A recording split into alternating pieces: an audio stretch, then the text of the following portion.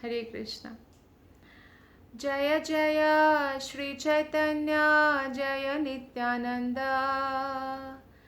जय द्वैत चंद्र जय गौर भक्त वृंदा। जय जय श्री चैतन्य जय नित्यानंद, जय द्वैत चंद्र जय गौर भक्त वृंदा। हरे कृष्णा कृष्ण कृष्ण हरे हरे, हरे राम राम राम हरे हरे। हरे कृष्णा।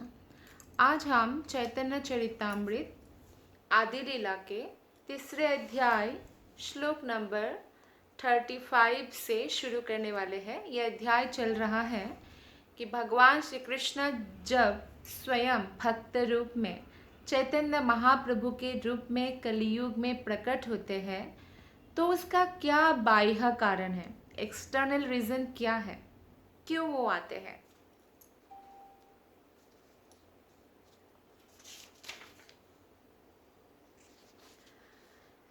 श्लोक नंबर 35। तार যুগাবতার জানি গর্গ মহাশয়, কৃষ্ণের নামকরণে করিয়াছে निर्णय। गर्ग महाशय का मतलब है यहाँ पे गर्ग मुनि। तो गर्ग मुनि जब भगवान श्री कृष्ण का नामकरण कर रहे थे, कंस को पता ना चले, इसीलिए गर्ग मुनि ने जो है उनका नामकरण नंद बाबा और यशोदा मैया की गौशाला में किया, क्योंकि कंस उस समय समस्त नवजात शिशु को मारने के लिए असुर भेज रहे थे और यशोदा माता और नंद बाबा कोई भी प्रकार की विपत्ति कृष्ण के लिए आए ये नहीं चाहते थे। तो चैतन्य महाप्रभु को कलियुग में स्वयं कृष्ण ही जानकर गर्ग मुनि ने कृष्ण के नामकरण संस्कार के समय चैतन्य महाप्रभु कलियुग में आएंगे, आविर्भाव होंगे, इसकी भविष्यवाणी की थी। जैसे कि श्रीमद् भागवतम के 11वें स्कंध के 5वें अध्याय के 32वें श्लोक में है, कृष्णा वर्णम तुषा कृष्णा। ये श्लोक में भी भविष्यवाणी की गई है कि स्वयं कृष्ण वर्ण नहीं होगा, श्याम वर्ण नहीं होगा, पीला रंग होगा, गौरांग होंगे। तो ऐसा रूप धारण करके राधा रानी का जो है रंग और राधा रानी का भाव लेकर कलयुग में प्रकट होंगे और कीर्तन करेंगे। वो अपने पार्षदों के साथ प्रकट होंगे। तो इस बारे में वर्णन है। श्लोक नंबर 10.8.13 ये श्रीमद् भागवतम का श्लोक है। इसमें बताया जाता है, आसन वर्णास्त्रयो ह्यस्य गुणतोनो युगं तनुः, शुक्लो रक्तस्तथा पीता इदानीं कृष्ण तं गतः। जब यह बालक कृष्ण विभिन्न युगों में प्रकट होता है तो उसके अन्य 3 रंग होते हैं, श्वेत, लाल तथा पीत। इस समय यह दिव्य श्याम कृष्ण रंग में प्रकट हुआ है। तो कृष्ण के नामकरण के समय गर्ग मुनि ये बात भी बोलते हैं कि कृष्ण कोई साधारण बालक नहीं है और अभी श्याम रंग लेकर प्रकट हुए हैं। लेकिन जैसे सत्ययुग में उनका श्वेत, जैसे कि हंस अवतार श्वेत है या सफ़ेद है। त्रेता युग में जैसे रेड, लाल, जैसे कि यज्ञ भी भगवान के अवतार है, वो रेड है। और श्याम वर्ण है द्वापर युग में, और कलियुग में पीत रंग का है ना, जो स्वर्ण का रंग होता है ना, उज्ज्वल रंग वैसा।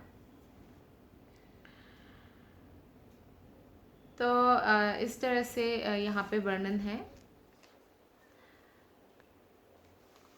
शुक्ल रक्त पीतवर्ण इति न द्युति सत्य त्रेता कलि काले धरेन श्रीपति इदानीं द्वापरे तिहो हইলা कृष्ण वर्ण এই সব शास्त्रागम पुराणेर मर्म। तो ये हमारे वैदिक ग्रंथ और शास्त्रों में उनके रंगों के बारे में बताया है, यही इन दोनों श्लोक में बताया गया है। आगे श्लोक नंबर 40 में बताते हैं, कलि जुगे जुग धर्म नामेर प्रचार तथिलागे पीत वर्ण चैतन्य अवतार तप्त हेम सम कांति प्रकांड शरीर नवमेघ जिनी कंठ ध्वनि जे गंभीर दैर्घ्य विस्तारे जे आपनार हाथ चारि हस्त हई महा पुरुष विख्यात आजानुलंबित भुज कमल लोचन तिल फूल जिनी नासा सुधांशु बदन। तो इन श्लोकों में बताया गया है कि कलिजुगे जुग धर्म नामेर प्रचार। कलिजुग की धार्मिक विधि यह है कि भगवान के पवित्र नाम की महिमाओं का प्रसार किया जाए। केवल इसी उद्देश्य से भगवान पीत रंग लेकर से चैतन्य रूप में अवतरित हुए हैं। तो भगवान श्री कृष्ण समस्त मनुष्य देवताओं समस्त प्राणियों का स्वामी है। वो ब्रह्मा तथा शिव के भी स्वामी हैं। और जो धार्मिक विधि है, जो सर्वश्रेष्ठ विधि है, हरिनाम संकीर्तन यज्ञ, जो समस्त यज्ञों में सर्वश्रेष्ठ है, वो देने के लिए वो चैतन्य महाप्रभु के रूप में प्रकट होते हैं। क्योंकि जैसे अलग अलग योग होता है, ज्ञान योग, ध्यान योग, लेकिन भक्ति योग सबसे सुलभ है और भक्ति योग सबसे शॉर्टकट है, सहज रास्ता है, छोटा रास्ता है, जिससे हम जल्दी से जल्दी भगवान को प्राप्त कर सकते हैं। ज्ञान योग और ध्यान योग कलियुग के लोगों के लिए व्यवहारिक नहीं है, प्रैक्टिकल नहीं है। और भक्ति योग अगर कोई प्रारंभ करना चाहे तो उसके लिए कोई आपको बहुत बड़ा योग्यता की ज़रूरत नहीं है। एक ही बेसिक योग्यता है कि भगवान के प्रामाणिक भक्तों के प्रति, प्रामाणिक गुरु के प्रति समर्पण की भावना और श्रवण विधि। उनके मुख से निरंतर कृष्ण कथा श्रवण करने से भक्ति योग प्रारंभ हो जाता है। भक्ति योग का शुभारंभ होता है हरे कृष्ण महामंत्र के कीर्तन के द्वारा।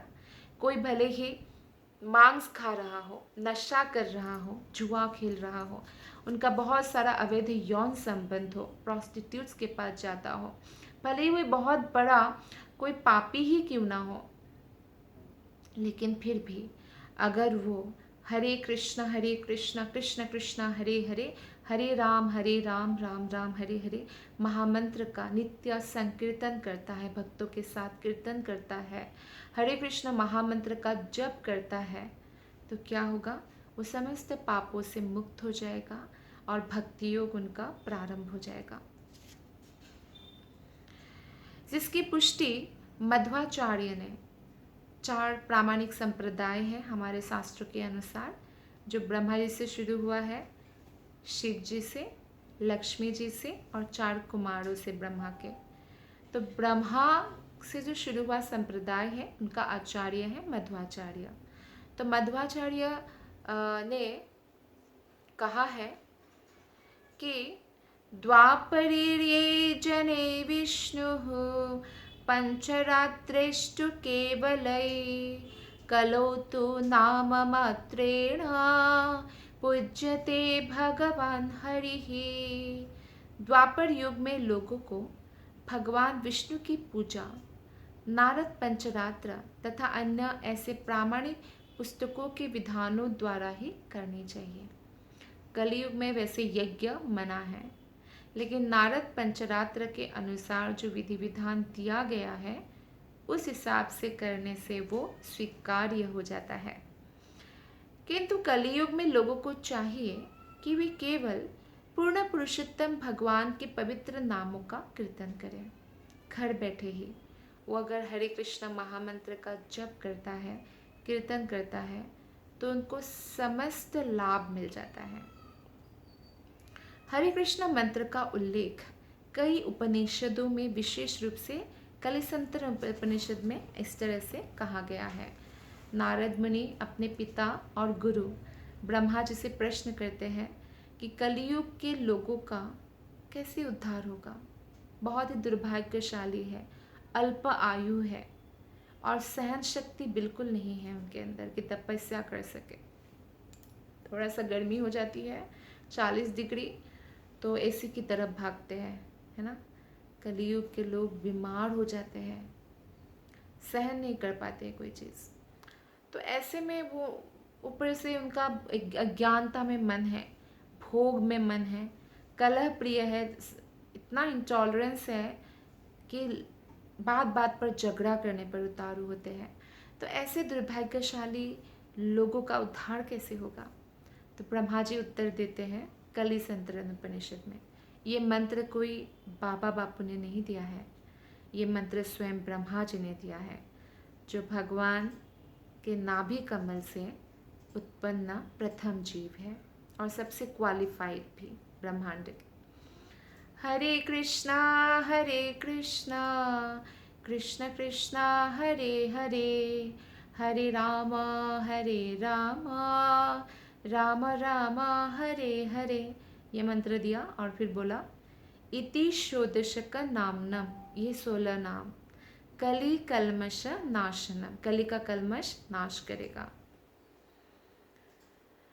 कली कल्मष नाशनम नातः परतर उपाय, इसके अलावा और कोई उपाय नहीं है। सर्व वेदेषु दृश्यते, सब वेद में खोज लिया, देख लिया।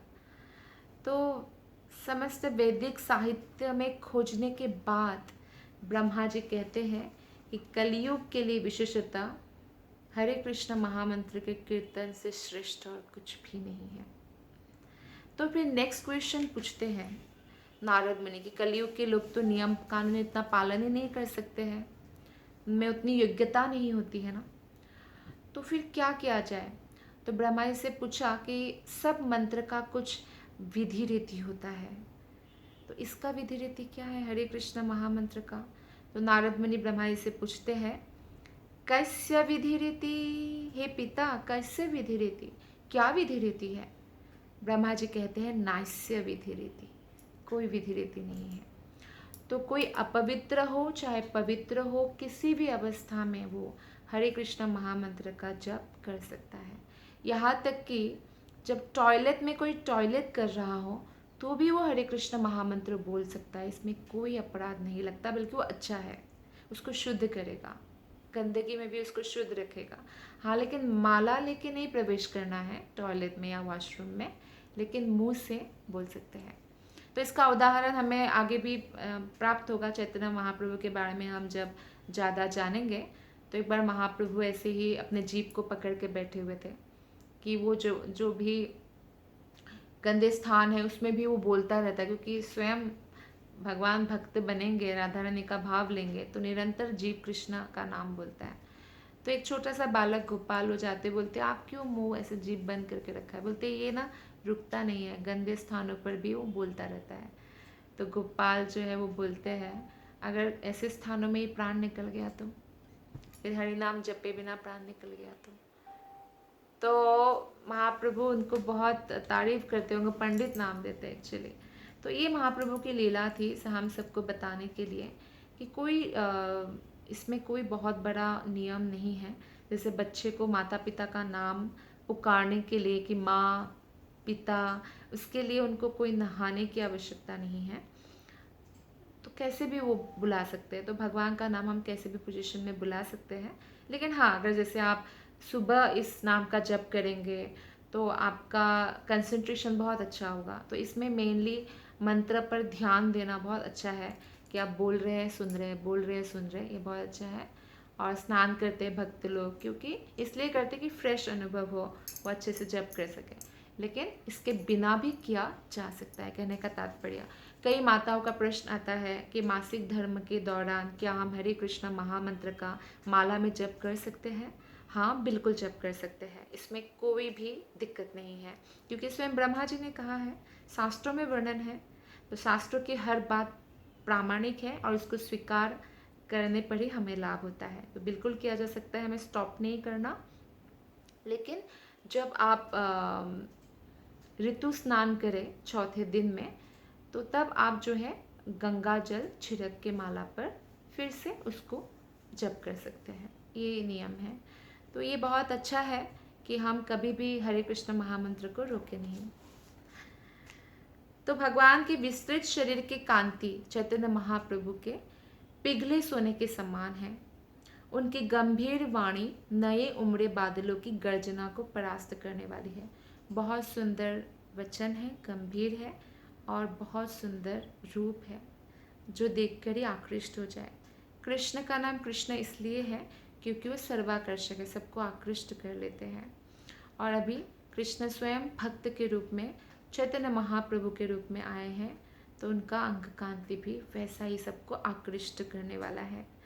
तो कभी भी जब हम चैतन्य चरितामृत पढ़ते हैं, हमें ये ध्यान रखना चाहिए कि चैतन्य महाप्रभु स्वयं कृष्ण हैं और भगवान श्री कृष्ण के प्रेम प्रदान करने के लिए स्वयं कृष्ण ही कलयुग में अवतरित होते हैं।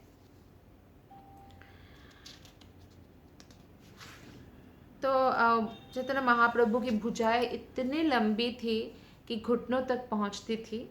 ये एक महापुरुष का लक्षण होता है। और उनकी आंखें जो है कमल के फूलों के सदृश सुंदर, और उनके नासिका तिल के फूल, और उनके मुखमंडल चंद्रमा के समान सुंदर है। इतना सुंदर है भगवान। और वो कैसा है, उनका स्वभाव कैसा है, आगे 45 श्लोक में इसका वर्णन किया गया है। शांत दांत कृष्ण भक्ति निष्ठा परायण, भक्त वत्सल सुशील सर्वे भूतेषां, चंदनेर अंगद बाल चंदन भूषण, नृत्य काले परि करेन कृष्ण संकीर्तन। एषव गुणलय मुनि वैशंपायन, सहस्र नामे कैलता नाम गणना।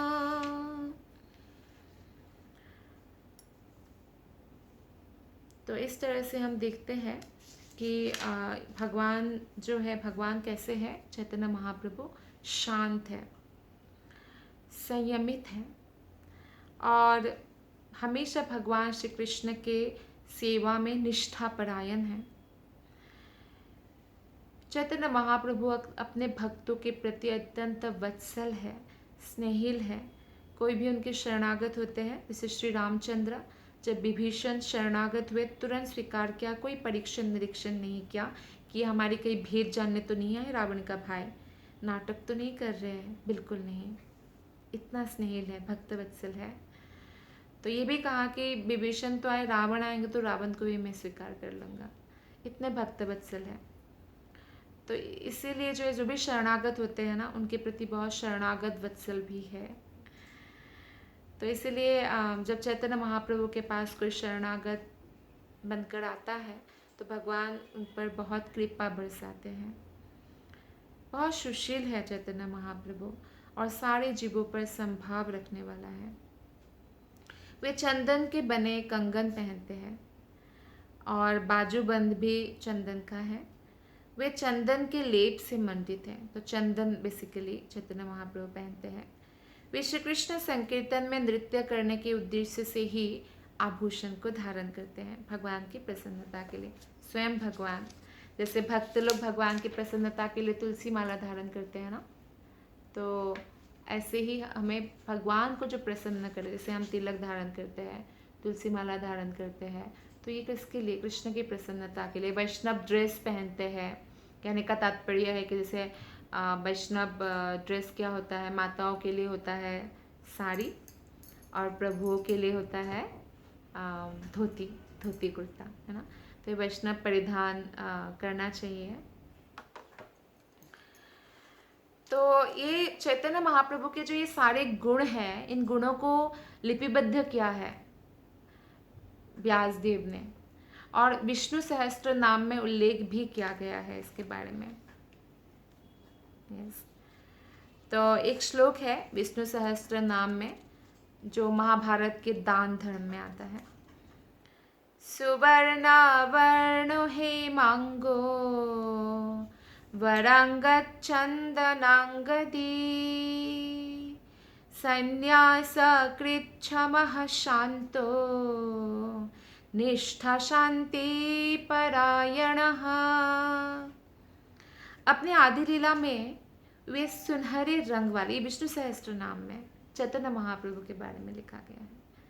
अपने आदि लीला में वे सुनहरे रंग वाले गृहस्थ के रूप में प्रकट होते हैं। चैतन्य महाप्रभु का रंग कैसा है? सुनहरा, उज्ज्वल और गृहस्थ भी है चैतन्य महाप्रभु।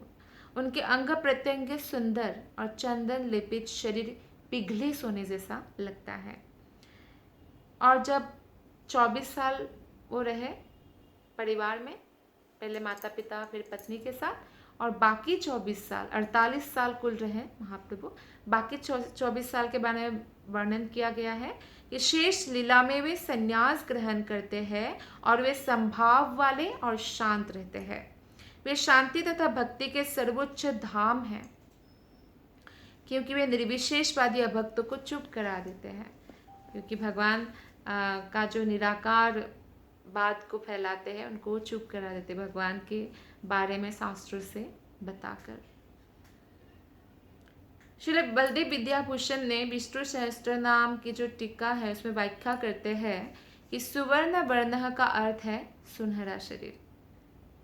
वे सदा पश्यते रुक्म वर्णम कर्तारमिशम पुरुषम ब्रह्म योनिम, ये मुंडक उपनिषद में है, 3.1.3 में। वैदिक निर्देश का भी प्रमाण देते हैं। तो रुक्म वर्ण कर्तारमिशम पूर्ण पुरुषोत्तम भगवान का सूचक है, अर्थात जिनका शरीर का रंग पिघले सोने जैसा है। यानी मुंडक उपनिषद में भी चैतन्य महाप्रभु के आने के बारे में बताया गया है। और यह प्रमाण भी यही सिद्ध करता है कि महाप्रभु स्वयं कृष्ण है। सुनहरे रंग वाले भगवान के वर्णन का दूसरा अर्थ यह भी है कि चैतन्य का व्यक्तित्व सोने के समान मोहक है। सोना इस संसार में बहुत मोहक है। अब ये कागज में आ गया ना, पेपर में आ गया पैसा। पहले स्वर्ण मुद्राएं हुआ करता था, तो ये पैसा बहुत मोहक है इस संसार में। तो भगवान चैतन्य महाप्रभु बहुत मोहक है। श्रील बलदेव विद्याभूषण ने बड़ांग शब्द का अर्थ अपूर्व सुंदर लिया है। तो वे सबसे पहले जो है भगवान के गुह्य सत्य का वर्णन करते हैं, और वे ज्ञान तथा कृष्ण के प्रति अनुरक्ति द्वारा हर एक को तुष्ट करते हैं। भगवान चैतन्य महाप्रभु शांत हैं और हमेशा कृष्ण की सेवा में निष्ठापूर्वक संलग्न हैं। तो श्रील बलदेव विद्याभूषण ने बतलाया है कि निष्ठा शब्द बताता है कि श्री कृष्ण के पवित्र नाम के कीर्तन में अत्यंत दृढ़ थे चैतन्य महाप्रभु। आइए आगे पढ़ते हैं श्लोक नंबर 50 से। व्यक्त करी भागवते कहे बार बार, कलि जुगे धर्म नाम संकीर्तन सार।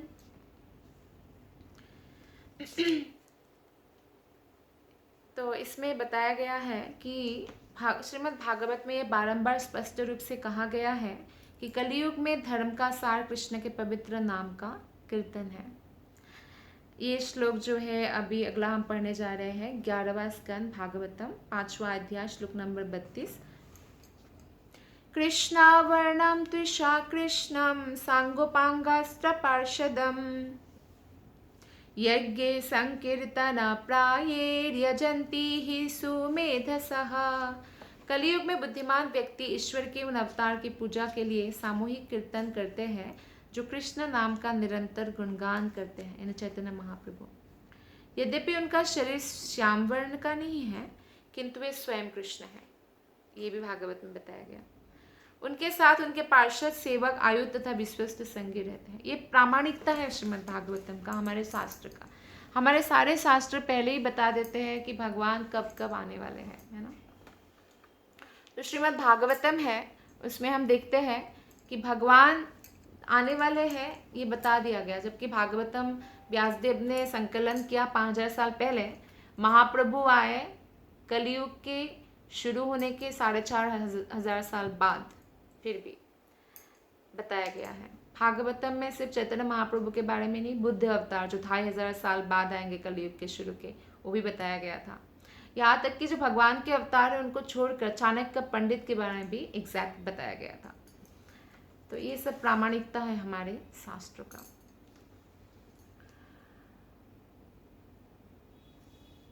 तो ये सुनहरे कृष्ण है चैतन्य महाप्रभु, इनकी पूजा बुद्धिमान लोग करते हैं, ये भी बताया गया है शास्त्र में। और इसकी पुष्टि गर्ग मुनि ने भी श्रीमद् भागवतम में किया है। कृष्ण वर्ण तथा कृष्ण चैतन्य एक ही है और भगवान कृष्ण स्वयं चैतन्य महाप्रभु के रूप में सर्वोच्च उपदेश देने के लिए प्रकट होते हैं। वे मनुष्य में दिव्य कृष्ण भावनामृत जो है उसे भर देते हैं हर मनुष्य में।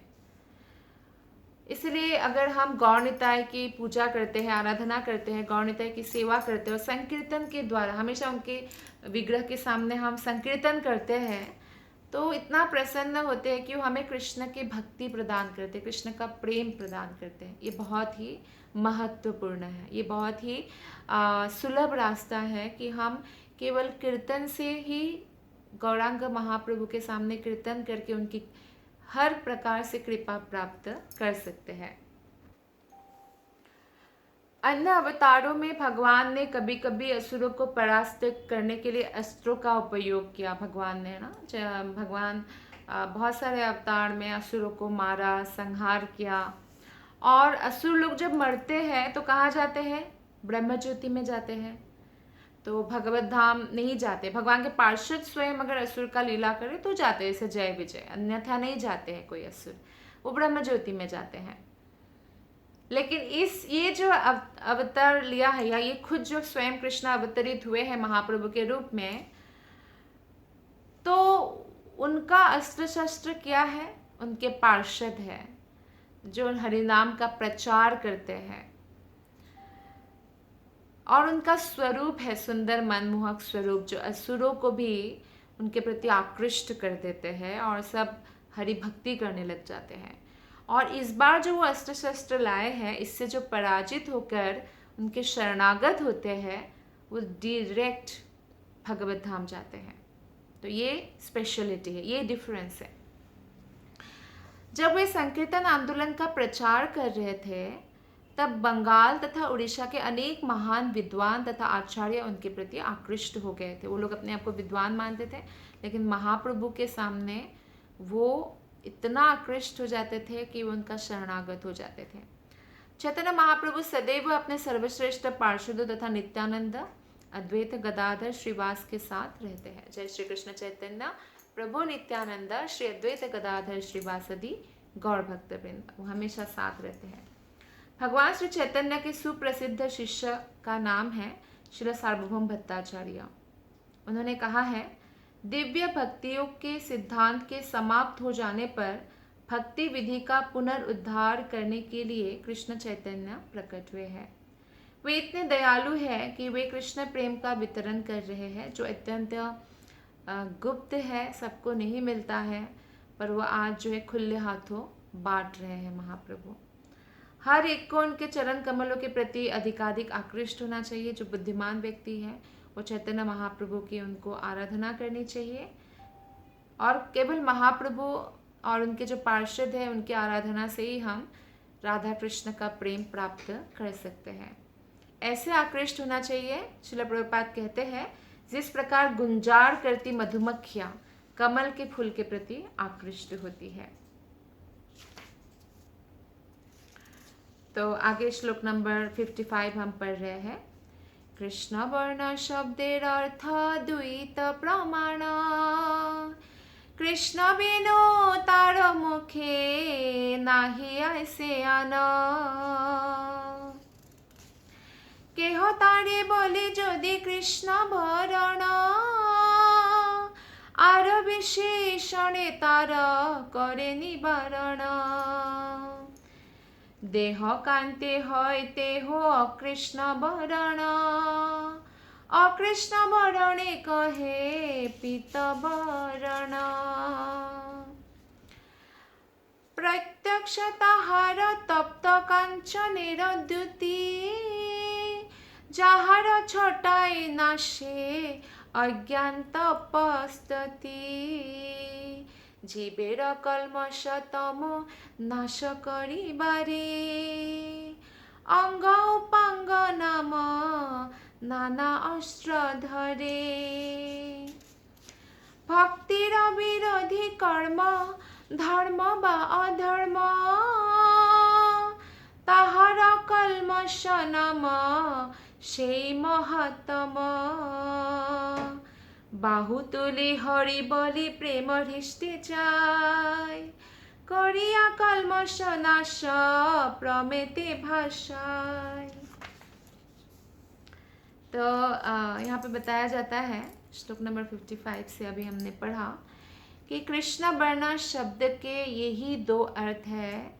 वस्तुतः कृष्ण के अतिरिक्त अन्य कुछ भी चैतन्य महाप्रभु के मुख से नहीं निकलता, और जो प्रामाणिक भक्त है या जो चैतन्य महाप्रभु की आज्ञाओं को पालन करना चाहते हैं, वे लोग हमेशा ही भरसक प्रयत्न करते हैं कि उनके मुख से कृष्ण कथा के अलावा, कृष्ण के गुणगान के अलावा और कुछ भी व्यर्थ की बातें ना निकले। हाँ, इसका अर्थ लेकिन ये भी नहीं है कि आप जब बोलेंगे कृष्ण कथा बोलेंगे नहीं तो चुप रहेंगे, क्योंकि दैनंदिन जो लाइफ है, हमारा जीवन है, उसमें जो हमारे आसपास लोग हैं उनसे कुछ काम के लिए जो बातें करना है, या जैसे आप ऑफिस जाते हैं, ऑफिस में जो बातें करना है वो तो करना ही पड़ेगा, वो आपके शरीर वाले स्वधर्म में आएगा। लेकिन जैसे दूसरों की बुराई करना या दूसरों के बारे में जो है कंप्लेन करते रहना, या ऐसे विषय वस्तु के बारे में बोलना जिससे आपका कोई लेना देना, जैसे आप प्रधानमंत्री को कोई गाली देते हैं, पॉलिटिक्स के बारे में बातें करते रहते घंटों, क्रिकेट के बारे में घंटों बातें करते, मूवीज़ के बारे में, शॉपिंग के बारे में, वस्त्रों के बारे में, तो इनको शास्त्र में प्रजल्प कहा गया है। अत्याहार प्रयासच्च प्रजल्प नियमाग्रह। तो ये प्रजल्प जो है ये हमें छोड़ना है। और कैसे छूटेगा? जब हम कृष्णा के गुणानुकीर्तन में अपने जीभा को लगाएंगे। तो उनको मुनि कहते हैं। मुनि मतलब जो मौन रहते हैं, यानी जो भौतिक संसार की बातें उसमें इतना इंटरेस्ट नहीं लेते, मौन रहते हैं, बस काम की बातें करते हैं जो ज़रूरत है बहुत दैनंदिन जीवन में। तो और भक्त कभी भी जो है प्रजल्प से बचते हैं और कृष्ण के बारे में बोलते हैं। अगर उनको ऐसा मिलता ही नहीं कोई कि कोई कृष्ण के बारे में सुनने के लिए रेडी है, तो फिर भी वो कुछ भी बातें नहीं करते, मौन रहते हैं, है ना। लेकिन जो भक्त है, ऐसा नहीं है कि वो लोगों से व्यवहार में अच्छे नहीं हैं, बहुत अच्छे होते हैं, सबके प्रति अच्छा भावना रखते हैं, सुहृद भावना, मित्रता की भावना रखते हैं, लेकिन वो बचते हैं क्योंकि उसमें बहुत समय नष्ट होता है और व्यर्थ है वो बातें, इसीलिए उससे हमारे मन पर भी बहुत बुरा असर पड़ता है। इवन आप अगर श्रीमद् भागवत गीता पढ़ते हैं तो उसमें भी हमें मिलता है कि भगवान को ऐसे भक्त प्रिय है जो संतोष करते हैं, हमेशा जो भी प्राप्त हुआ संतुष्ट रहते हैं, कभी किसी की निंदा वगैरह में नहीं भाग लेते हैं और सभी जीवों के प्रति मित्रता का भाव रखते हैं, है ना। तो ऐसे भक्त कृष्ण को प्रिय होते हैं। तो इसमें बताया गया है कि कलियुग में विद्वान लोग भगवान कृष्ण की पूजा करते हैं और श्रीमती राधा रानी की भाव लेकर जो चैतन्य महाप्रभु आए हैं उनकी पूजा करते हैं और उनकी अहेतु की कृपा प्राप्त करते हैं। और जो चैतन्य महाप्रभु के शरीर का रंग है पिघला सोना जैसा, वो समस्त अज्ञान के अंधकार को दूर करते हैं।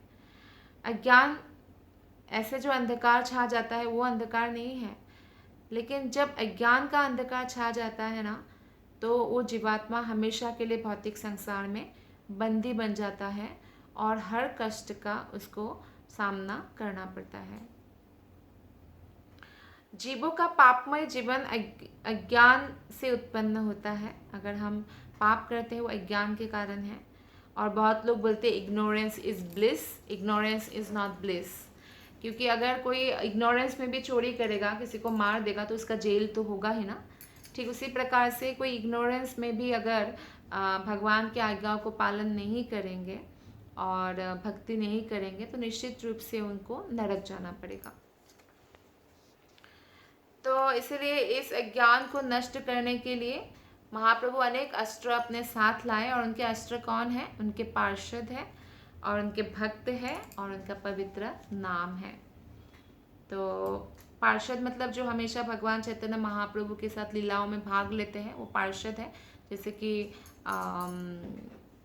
कृष्ण के पार्षद हैं यशोदा माता, नंद बाबा, देवकी, वासुदेव और उनके जो गोपीगण हैं, तो ये पार्षद है। और भक्त मतलब जो उनके शरणागत है, वो भक्त है। और उनका पवित्र नाम मतलब हरे कृष्ण महामंत्र। तो सबसे बड़ा अज्ञान वो है जो धर्म के विरोधी है। भले ही कोई धार्मिक कार्य द्वारा धर्म का विरोध करे, धर्म मतलब भक्ति का, जो यह हरे कृष्ण महामंत्र जप करने से जो रोकते हैं, तो भले ही वो धार्मिक कार्य का बहाना देकर रोके या धार्मिक कार्य करे या कोई कर्म का बहाना दे, तो इसी को पाप कहा जाता है। जैसे कि चैतन्य महाप्रभु ने जब संकीर्तन शुरू किया था और उनका श्रीवास आंगन में कीर्तन होता था, तो कुछ ब्राह्मण उससे ईर्षित हो गए, ईर्षा हो गया उनको। तो उस समय जो है मुगलों का वो था, बोलबाला था। तो वो काजी को जाके जो है कंप्लेन करते हैं, है ना। तो काजी यवन धर्म के है, तो काजी को जाके ब्राह्मण लोग ही कंप्लेन कर रहे हैं कि ये लोग ऐसे हल्ला कर रहे हैं, कीर्तन कर रहे हैं।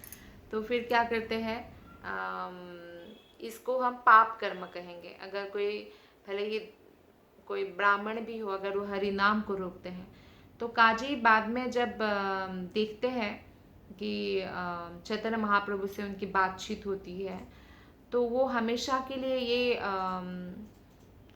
वो जारी कर देते हैं, उनका घोषणा जारी कर देते हैं कि कोई भी हरिनाम कीर्तन को नहीं रोकेगा, है ना। क्योंकि काजी के साथ एक घटना होता है, जब वो सोते हैं तो रात को नरसिंह भगवान उनके ऊपर चढ़ के नाखून से उनका जैसे हिरण्यकशिपु का छीना फाड़ रहे, ऐसे ऐसे किया। तो सुबह जब उठे और उन्होंने देखा अपना जैसे जो भी वो पहनते कपड़ा, तो वहाँ पे निशान था, तो बहुत घबराए हुए थे वो। तो उन्होंने ऐसा घोषणा जारी कर दिया था तब। तो नहीं रोकना चाहिए हरिनाम कीर्तन को, तो ये बहुत बड़ा पाप है। तो महाप्रभु अपनी भुजाएं उठाकर पवित्र नाम का कीर्तन करते हुए, नृत्य करते हुए तो चलते हैं। और हम भी अगर अपने भुजाओं को उठाकर मंदिर में नृत्य करेंगे, कीर्तन करेंगे, हरे कृष्णा कृष्ण कृष्ण हरे हरे, हरे राम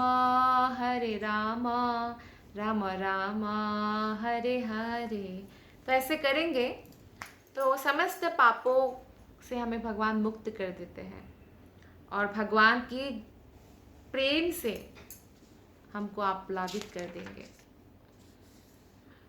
तो आगे जो है 64 श्लोक में बताया गया है, श्री अंग श्री मुख जे करे दर्शन, तार पाप क्षय है पाई प्रेम धन, अन्न अवतारे सब सैन्य शस्त्र संगे,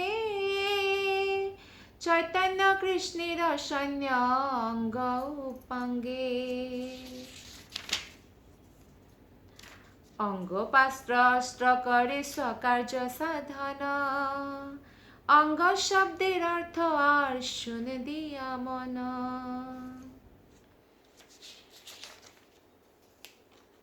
तो इसमें बताया गया है कि जो कोई भी भगवान के सुंदर शरीर या सुंदर मुख का दर्शन करता है वो सारे पापों से मुक्त हो जाते हैं। हम हमारे हमारे पास जो कष्ट आता है वो किस लिए आता है? क्योंकि हम पाप कर चुके हैं पूर्व जन्म में, इसलिए कष्ट मिलता है। लेकिन अगर हम भगवान चैतन्य महाप्रभु का दर्शन करते हैं, गौर निताय का जब हम दर्शन करते हैं तो निश्चित रूप से हम पापों से मुक्त हो जाते हैं। और जब उनके सामने नृत्य करते हैं, कीर्तन करते हैं, तो फिर बहुत ही तीव्र गति से पाप तो नष्ट होता ही है और भगवान का हमें प्रेम मिलता है। तो ये संपत्ति है, जो संपत्ति कभी नष्ट नहीं होता। तो एक बार क्या हुआ, देखिए मृत्यु के समय आसक्ति और तीव्र हो जाती है। एक लेक्चर में वृंदावन में ही सोलनस नवे योगेंद्र महाराज वो बोल रहे थे कि एक व्यक्ति मृत्यु के समय जो है ऐसा था कि सारे परिवार देख रहे थे कि बहुत मृत्यु भी नहीं हो रहा है, हालत भी खराब है, पर मृत्यु आ नहीं रहा है, कष्ट पा रहा है। तो वो समझ नहीं पा रहे कि क्या है। वो अपने हाथ को ऐसे करके बिस्तर में सो के ऐसे ऐसे कर रहे हैं, कुछ बोल नहीं पा रहे पर ऐसे ऐसे कर रहे हैं, ये लाओ लाओ लाओ लाओ।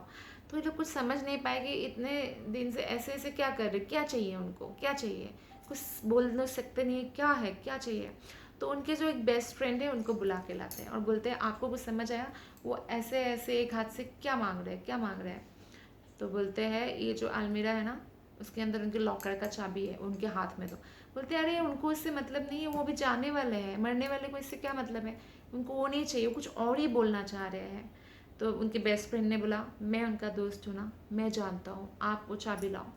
तो उनके घर वाले बेटा बहू सब उनके चाबी लाते हैं और जब ऐसे ऐसे कर रहे थे उस हाथ में देते हैं। अभी तो वो बेहोशी की हालत में ही है, इतना मतलब बोल कुछ सकते नहीं, मृत्यु के उसमें है। तो जैसे ही चाबी मिला आह करके ऐसे पकड़ा चाबी, अपने सीने में लिया और शरीर छोड़ दिया। उसी के लिए उनका प्राण अटका हुआ था। यानी मृत्यु के समय भी हम चाहते कि हमारे लॉकर का चाबी हम ले जाए, हमारे संपत्ति, हमारे बच्चे, हमारा ये शरीर किराए के मकान जैसा है, छोड़ना ही पड़ेगा समय आने पर, कुछ नहीं किया जा सकता है। तो इसलिए ऐसा संपत्ति हमें प्राप्त करने की कोशिश करना चाहिए जो हमारे साथ जाए, और वो क्या है? कृष्ण प्रेम रूपी संपत्ति। वो माला माल हो जाता है। जो इस भौतिक संपत्ति के पीछे भागकर अपना मनुष्य जीवन नष्ट नहीं करता है। हाँ, उनके भाग्य के अनुसार उनके जो स्वधर्म ड्यूटी वो पालन कर रहे हैं, उसके हिसाब से जो धन आ रहा है वो आ रहा है, अच्छी बात है। जितना ज़रूरत है उतना रख कर बाकी भगवान की सेवा में वो लगाते हैं। उसके अलावा वो इतना प्रयास कुछ नहीं करते कि नहीं मेरे पास समय नहीं है 16 माला करने का, नहीं मेरे पास समय नहीं है भागवत सुनने का। ऐसा कोई भी जो है वो नहीं करते। वो समय निकालते हैं, बैलेंस करते हैं और भगवत प्रेम रूपी संपत्ति को प्राप्त करते हैं। तारो पाप अक्षय है पाई प्रेम धन। अन्य अवतारों में भगवान सेना अस्त्रों समेत अवतरित होते हैं, किंतु इस अवतार में उनकी सेना कौन है? उनके पूर्ण अंश और पार्षद है।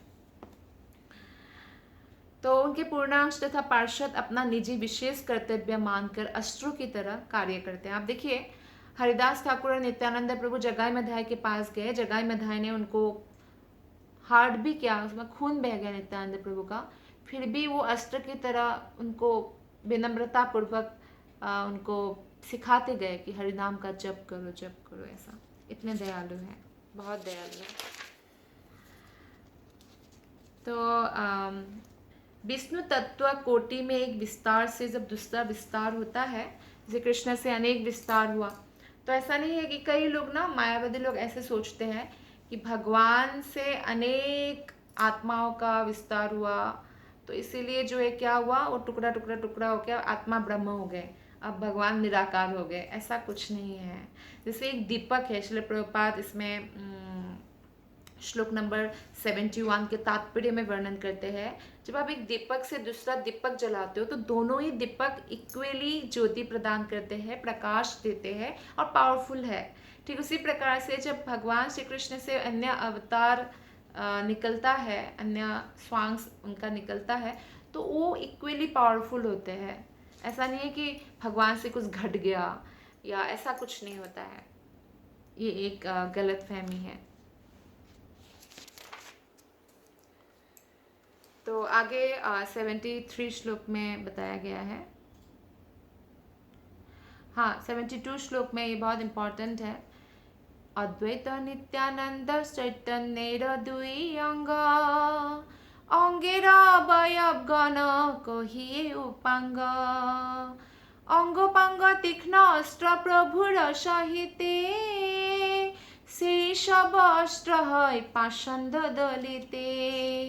নিত্যানন্দ গোসাই সাক্ষাৎ হলধর, অদ্বৈত আচার্য গোসাই সাক্ষাৎ ঈশ্বর। পাষণ্ড দলন বান নিত্যানন্দ রায়, আচার্য হুঙ্কারে পাপ পাষণ্ডী পলাই। সংকীর্তন প্রবর্তক শ্রীকৃষ্ণ চৈতন্য, সংকীর্তন যজ্ঞে তারে ভজে সেই ধন্য। সেই তো সুমেধার কুবুদ্ধি সংসার, সর্বযজ্ঞ হইতে কৃষ্ণ নাম যজ্ঞ সার।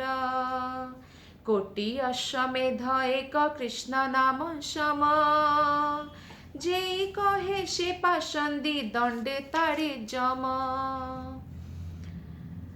ভাগবত সন্দর্ভ গ্রন্থের মঙ্গলাচরণে, এ শ্লোক জীব গোসাই করিয়াছেন व्याख्याने। तो यहाँ पे बताया गया है कि श्री अद्वैत प्रभु और श्री नित्यानंद प्रभु दोनों ही श्री चैतन्य महाप्रभु के पूर्ण अंश हैं। नित्यानंद प्रभु कौन है? बलराम है, कृष्ण भगवान है, वो भी भगवान है एक्चुअली, वो सेवक भगवान है। भगवान ही अपना विस्तार करते हैं कि भगवान का कैसे सेवा करना है, वो सिखाने के लिए। और अद्वैत प्रभु वो साक्षात ईश्वर है, महाविष्णु है। तो इसीलिए जो है ये पूर्ण अंश है भगवान के। इस प्रकार उनके शरीर के अंग है और इन दोनों अंगों के अंश उपांग कहलाते हैं। इस तरह भगवान अपने अंग तथा उपांग रूपी तीक्ष्ण अस्त्रों से सुसज्जित है। ये सारे अस्त्र श्रद्धाविहीन नास्तिकों का दलन करने में सक्षम है। तो यहाँ पे जो शब्द यूज किया है पाषंड दलिते, ये बहुत महत्वपूर्ण है। पाषंड शब्द का मतलब है कि जो भगवान श्री कृष्ण को अन्य देवता के समान मानते हैं, उनको पाषंडी कहा जाता है।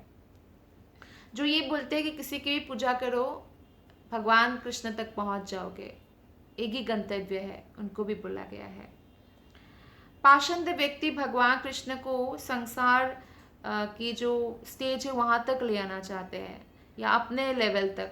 भगवान ने रासलीला किया, वो अपने हिसाब से सोचेंगे कि हम जैसे आकृष्ट होते हैं स्त्रियों के प्रति, शायद ऐसा ही लस्टी डिज़ायर है, कामुक भावना है। जी नहीं, ऐसा नहीं है। तो उनको पाषंडी कहा गया है। तो कभी कभी क्या होता है, वो लोग कल्पित भगवान लाते हैं और बोलेंगे ये मनुष्य भगवान का अवतार है। उनको भी बोला गया है, क्योंकि भगवान के अवतार के बारे में शास्त्रों में वर्णन होता है। प्रामाणिक अवतार जो है वो शास्त्र में वर्णन होता है। गुरु साधु शास्त्र उनको जो है मान्यता देते हैं। लेकिन अब वो जनता को जो मूर्ख बनाते हैं, स्वयं को भगवान कहकर, उनको भी पाषंडी कहा है इस श्लोक में। लेकिन जो बुद्धिमान व्यक्ति है वो वैदिक ग्रंथों का अध्ययन करते हैं, भगवान के लक्षणों का अध्ययन करते हैं और किसी भी पाषंडी द्वारा मोहग्रस्त नहीं होता। और जो दुष्ट लोग हैं वो हमेशा भगवान की भक्ति की बाधा देने की कोशिश करते रहते हैं। वो भक्ति के मार्ग में बाधाएं उत्पन्न करते हैं, किंतु भगवान अपने प्रामाणिक प्रतिनिधियों को भेजते रहते हैं ताकि इस मूर्खता को नियंत्रित किया जाए। तो साक्षात नित्यानंद जो है वो हलधर यानी भगवान बलराम है और अद्वैत आचार्य साक्षात महाविष्णु है। ये दोनों चैतन्य महाप्रभु के सेनापति हैं। साथ ही साथ श्रीवास ठाकुर जैसे अपने सैनिकों के साथ और पवित्र हरे कृष्ण महामंत्र के कीर्तन करते हुए भगवान चैतन्य महाप्रभु सर्वत्र विचरण करते हैं। भगवान श्री कृष्ण चैतन्य जो सामूहिक कीर्तन है, संकीर्तन, एक साथ जो हरे कृष्ण महामंत्र का कीर्तन करते हैं, उसका प्रवर्तक है। जो संकीर्तन के माध्यम से उनकी पूजा करता है वो निस्संदेह भाग्यवान है। जो घर में भी महाप्रभु के सामने, कृष्ण के सामने हरे कृष्ण महामंत्र का कीर्तन करते हैं, वो उनसे भाग्यशाली और कोई भी नहीं है। मंदिर में, घर में, हर जगह। समस्त यज्ञों में भगवान के पवित्र नाम का कीर्तन ही सर्वश्रेष्ठ यज्ञ है। लेकिन एक बात हमें बहुत ध्यान देना होगा, कोई अगर ऐसे बोलते हैं कोटि अश्वमेध एक कृष्ण नाम शम जेई कहे से पाषण दंडे तार जम। जो व्यक्ति कहता है कि 1 करोड़ अश्वमेध यज्ञ करो भगवान के नाम के बराबर है, उसको यमराज नरक में ले जाके दंडित करते हैं, क्योंकि पवित्र नाम कृष्ण के नाम के तुल्य कुछ भी नहीं है। ऐसे व्यक्ति को नास्तिक माना जाता है। भगवान के पवित्र नाम के जप में या कीर्तन में 10 नाम अपराध है ना, उसका 8वां जो अपराध है वो है धर्म व्रत त्याग हुतादि सर्वशु भक्ति क्रिया साम्यमपि प्रमादः। ईश्वर के पवित्र नाम कीर्तन की तुलना ब्राह्मण या संतों को दान देने के साथ नहीं करना चाहिए। आप ब्राह्मण को संतों को दान दें, वो भी इक्वल नहीं है, नहीं हो सकता। या परोपकारी कोई संस्थान चलाया, अनाथाश्रम खोला, वृद्धाश्रम खोला, चाहे कोई भी संस्थान चलाया, मुफ्त में भोजन बांटा, भंडारा कर दिया, रोज करते हैं हजारों लोगों का, ऐसे पुण्य कार्य से भगवान के नाम की तुलना नहीं करना चाहिए। ये बहुत बड़ा अपराध है और यमराज बिल्कुल सहन नहीं करते, क्योंकि यमराज स्वयं भगवान कृष्ण के अनन्य भक्त हैं, 12 महाजनों में से एक है, तो उनको जरूर दंडित करते हैं। वैदिक शास्त्रों का कथन है गोकोटिदानम ग्रहणे खगस्य प्रयाग गंगोदक कल्पवासः यज्ञायुतं मेरु सुवर्ण दानम गोविंद कीर्तेरन समम शतांशे। यदि कोई सूर्य ग्रहण के समय 1 करोड़ गाय भी दान में दे, यदि कोई गंगा यमुना के जो संगम है उसमें 1 करोड़ वर्ष तक निवास करे, 1 करोड़ वर्ष तो कोई निवास कर नहीं सकता, 1 करोड़ उम्र होता ही नहीं है, 1-2 गाय ही नहीं दान कर पाते, 1 करोड़ गाय कहाँ से दान करेंगे। फिर भी अगर करे तो भी, या यज्ञ में ब्राह्मणों को स्वर्ण का पर्वत दान कर दे, हिमालय जैसा पर्वत सोने का बना हुआ दान कर दे, कर नहीं सकते, अगर कर भी दे तो भी हरे कृष्ण कीर्तन से प्राप्त होने वाला लाभ का 100 भाग का एक छोटा सा हिस्सा भी वो अर्जित नहीं कर सकता है। कितना भी दान दे, कितना भी यज्ञ करे, कितना भी पुण्य कार्य करे, नहीं हो सकता है। ये जो भी पुण्य है भोग उन्मुखी पुण्य है ना, आपने कोई संस्थान चलाया, अन्न दान दिया, भोग उन्मुखी है। भक्ति उन्मुखी पुण्य हरिनाम संकीर्तन है, इससे भक्ति मिलता है। तो ये कोई साधारण भौतिक पुण्य जैसा नहीं है और संसारी पुण्य कार्यों से सर्वथा अलग है ये भगवान का नाम जप, क्योंकि जो बाकी पुण्य कर्म भौतिक स्तर पर होता है, फिर वो स्वर्ग जाते हैं, फिर गिरते हैं, फिर पुण्य करते, फिर स्वर्ग जाते हैं, चलता रहता है आवागमन।